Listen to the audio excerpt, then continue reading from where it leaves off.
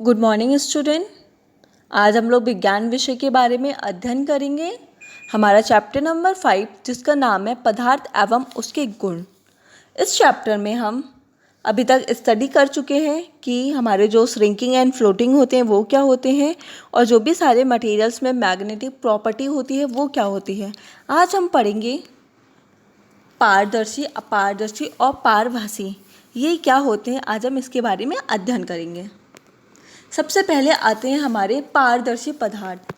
वे पदार्थ जिसमें प्रकाश आसानी से आर पार कर सके वो वैसे पदार्थ को पारदर्शी पदार्थ कहते हैं।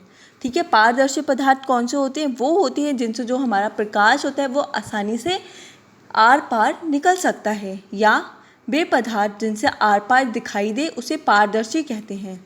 ऐसी चीज़ जिससे या तो प्रकाश आर पार निकल जाए या फिर हम उसको जर्नली भाषा में कह सकते हैं कि ऐसे पदार्थ जिनसे हमें क्या होता है आर पार दिखाई देता है उसे हम क्या बोलते हैं? पारदर्शी पदार्थ कहते हैं। जैसे कांच, पानी, हवा आदि। आप क्या लोगे? एक कांच लोगे जिसके पीछे कोई भी तरह की कोई पॉलिश ना हो। ठीक है, तो आप क्या देखोगे? उसके आर पार आसानी से देख सकते ना। जैसे हमारे कांच का ग्लास होता है उसमें अगर हम कोई भी चीज़ डालते हैं उसमें हम देख लेते हैं ना कि वो कैसा है। तो वो पदार्थ जिनसे हमें क्या हो आर पार आसानी से दिखाई दे तो वो क्या कहलाते हैं? हमारे पारदर्शी पदार्थ कहलाते हैं। ठीक है, अब आते हैं अपारदर्शी पदार्थ। वे पदार्थ जिनमें प्रकाश आर पार ना कर सके तो वैसे पदार्थ को अपारदर्शी कहते हैं। ऐसे पदार्थ जिनमें क्या होता है कि जो प्रकाश होता है वो आर पार नहीं गुजर पाता उन्हें हम अपारदर्शी पदार्थ कहते हैं। या फिर वे पदार्थ जिनसे आर पार दिखाई ना दे उसे अपारदर्शी पदार्थ कहते हैं। जैसे ईंट, लकड़ी, पेंट आदि। आपने देखा होगा कि हमारे घर में वॉल होती है, दीवार होती है। दीवार के हम क्या होता है कि आर पार देख सकते हैं? नहीं देख सकते ना। लकड़ी होती है, लकड़ी के आर पार देख सकते हैं? हम नहीं देख सकते ना। क्यों? क्योंकि इसमें जो प्रकाश होता है वो आर पार नहीं गुजर पाता, इसलिए हम उससे क्या होता है देख नहीं सकते हैं। तो ऐसे पदार्थ जिनसे क्या होता है प्रकाश नहीं गुजर पाता उन्हें हम अपारदर्शी पदार्थ कहते हैं। पारभासी पदार्थ कौन से होते हैं? वे पदार्थ जिनमें प्रकाश का अल्प मात्रा ही बाहर निकलता है तो उसे पारभासी कहते हैं। ठीक है, ऐसे पदार्थ जिनसे क्या होता है कि प्रकाश का कुछ भाग ही क्या होता है बाहर निकल पाता है, बाकी भाग नहीं निकल पाता है, तो उसे हम क्या बोलते हैं? उसे पारभासी पदार्थ कहते हैं। या फिर जिससे हमें क्या होता है, जिस पदार्थ से हमें धुंधला दिखाई देता है उसे हम पारभासी पदार्थ कहते हैं। जैसे घिसा हुआ कांच, तेल लगा हुआ कागज़। तो ये कैसे हमारे पारभासी पदार्थ हैं जिनसे हमें क्या होता है अल्प मात्रा में ही क्या होता है दिखाई देता है। उसके बाद में आता है ऊष्मा का चालक की जो कंडक्शन ऑफ हीट होती है वो क्या होती है? ऊष्मा के सुचालक वह जिसमें ऊष्मा का संचरण बहुत ही आसानी से तीव्र वेग से होता है ऊष्मा का सुचालक कहलाता है।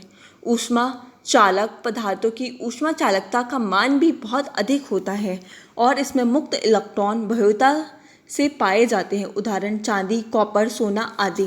तो जो हमारे क्या होते हैं सुचालक होते हैं ऊष्मा के सुचालक, उसमें क्या होता है कि जो ऊष्मा का जो वेग होता है वो बहुत ही तेज़ी से क्या होता है संचलित होता है। उसमें जो ऊष्मा होती है वो एक जगह से दूसरी जगह आसानी से ट्रांसफ़र हो जाती है, क्योंकि उसमें जो इलेक्ट्रॉन होते हैं वो कैसी अवस्था में होते हैं? मुक्त अवस्था में होते हैं, जैसे चांदी, कॉपर, सोना आदि। ऊष्मा चालकता के आधार पर भी किसी पदार्थ को ऊष्मा का अच्छा सुचालक या कुचालक कहा जाता है। अतः ऊष्मा चालकता को निम्न प्रकार से परिभाषित किया जा सकता है। ऊष्मा चालकता किसी पदार्थ की वह क्षमता है जो पदार्थ में ऊष्मा का संचरण करने में सहायता हो, अर्थात पदार्थ से ऊष्मा संचरण की क्षमता को ही ऊष्मा चालकता कहते हैं।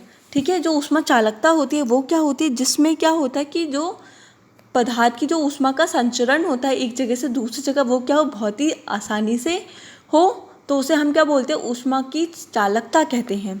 जो पदार्थ ऊष्मा को आसानी से संचलित करें उन पदार्थों को ऊष्मा का अच्छा सुचालक कहा जाता है, जिसमें क्या होता है ऊष्मा एक जगह से दूसरी जगह बहुत अच्छे से आसानी से ट्रांसफ़र हो जाती है, तो वो हमारे ऊष्मा के सुचालक कहलाते हैं। ऊष्मा के कुचालक वे पदार्थ जिसमें ऊष्मा का संचरण आसानी से नहीं होता उसे हम क्या बोलते हैं? ऊष्मा का कुचालक बोलते हैं।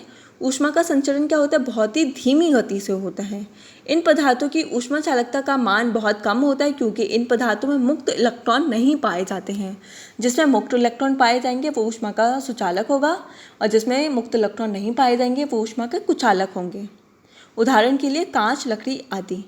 मानव शरीर विद्युत के लिए एक सुचालक की तरह कार्य करता है लेकिन ऊष्मा के लिए कुचालक की तरह कार्य करता है। ठीक है, तो बच्चों आप क्या करोगे, हमारी बुक में जो क्वेश्चन है आप कैसे कह सकते हैं कि कोई विशेष पदार्थ ऊष्मा का सुचालक है अथवा कुचालक है। विद्युत के सुचालक एवं कुचालक से आप क्या समझते हैं। इन दो क्वेश्चनों को क्या करेंगे, आप अपने कॉपी में करेंगे और बुक की जो हमारी एक्सरसाइज है उसको लर्न करेंगे और बुक में फिल करेंगे। ठीक है।